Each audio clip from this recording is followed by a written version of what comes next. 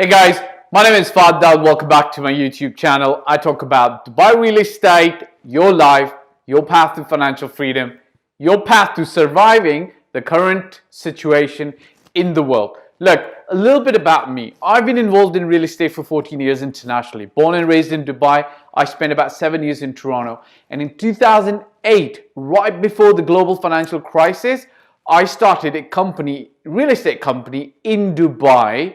And then I went ahead and got married in August 2008 and came back with the full force of the global financial crisis hitting me head on. I think I'm in a good position to help you navigate this rough patch that all of us are going through, right? Even if you're not currently hurting economically, just the fact that you need to be staying at home with your kids and your wife who've been at home all day long, perhaps, I'm specifically speaking about Dubai.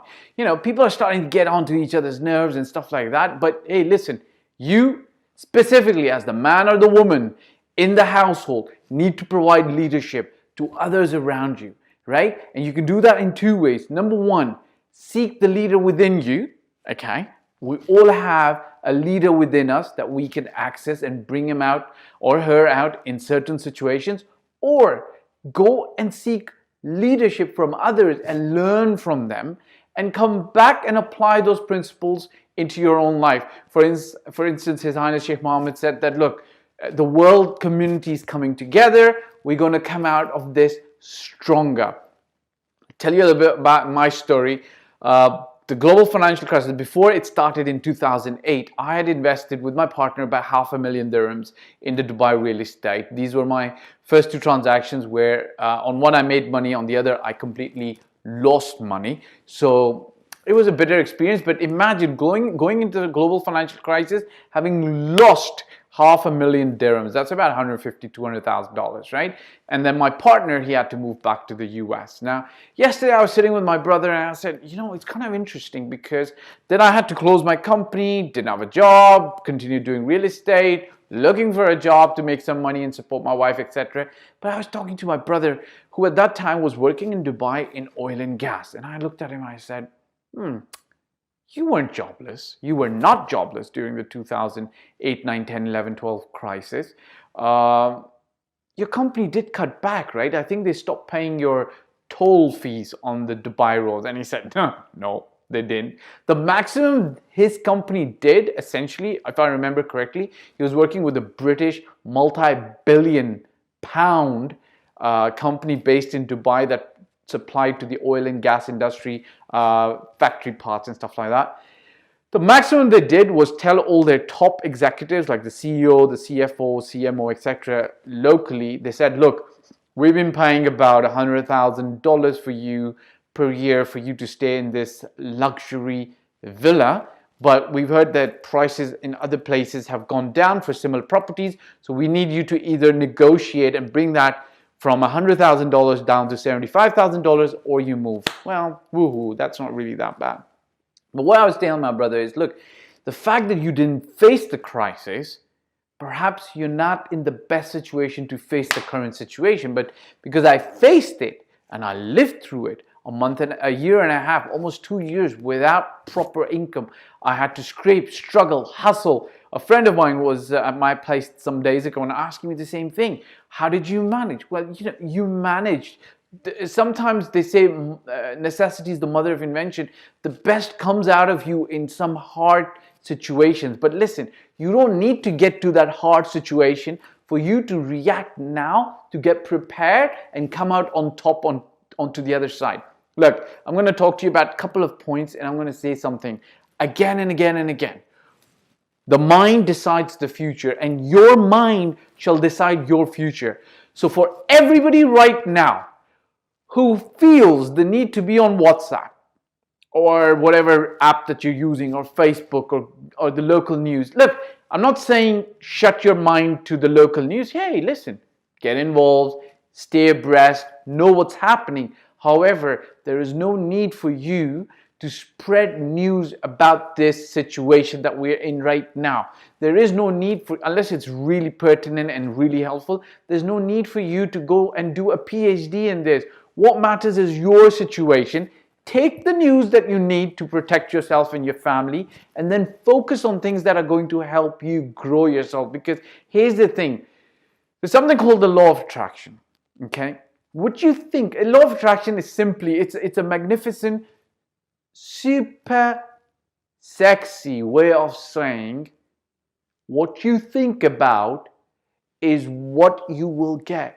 What you think about is what you will get. And it's even very logically, for those who might not believe in the law of attraction, it's very logically easy to understand. Look, what you think about or where your thoughts lay is where your mind focuses. And what your mind focuses on is what you start getting into your hand, into your life. This is simply explained in a different way. In one of the ways I explain it is, have you ever been on the road? Perhaps you bought a new car, and all of a sudden you start seeing everybody else has the same car, perhaps the same color. It's because your mind has been focusing on your brand new car, right? So you start focusing and finding other cars that are similar, brand, make, model, color, etc., so on and so forth.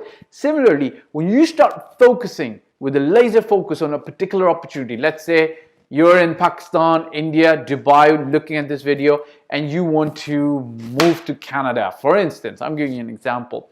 Your mind is going to start not attracting, but noticing those opportunities that will get you closer to your goal, okay? That's how it's simple. Those opportunities were always there. You just weren't paying attention. So the main thing I want to say is, look, number one, stop paying attention to all this negativity around you. Do the minimum that you must to stay abreast of news that's critical for you, but the rest of it, just outsource it to your friends, let them handle it. You focus on yourself. Number one, you're either still in a job, which I'm glad for you, I'm happy for you, congratulations. Number two, you're not in a job.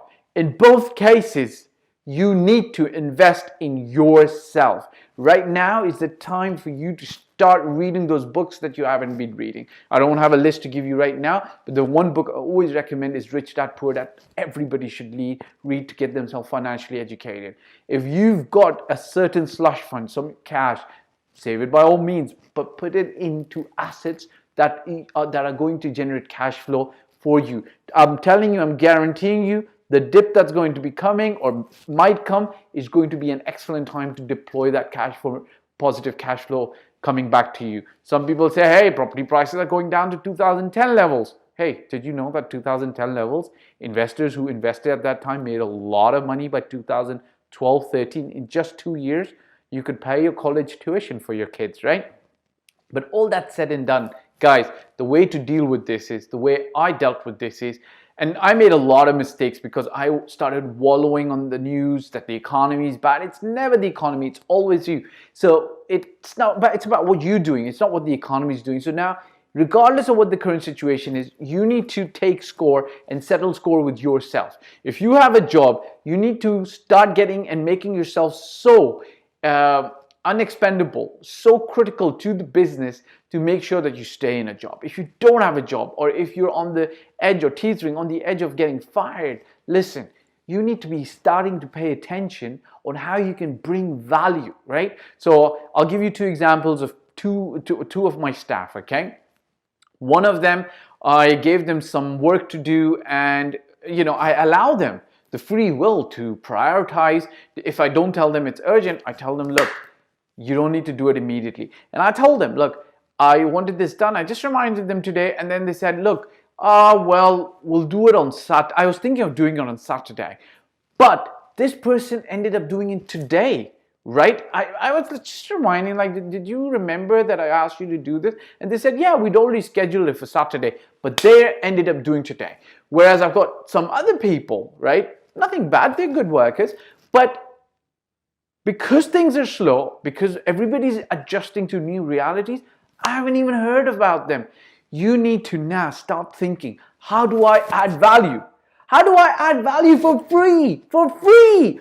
Go to people and start adding value for free and tell them, look, this is the plan I've come up with to address the current situation and how we can get some cash flow in and how we can adjust to the current reality. Look, I'm telling you, it's very, very, very, very, very critical for you to adjust to the current situation super fast, but get out of it and don't focus on the negative news that's coming out.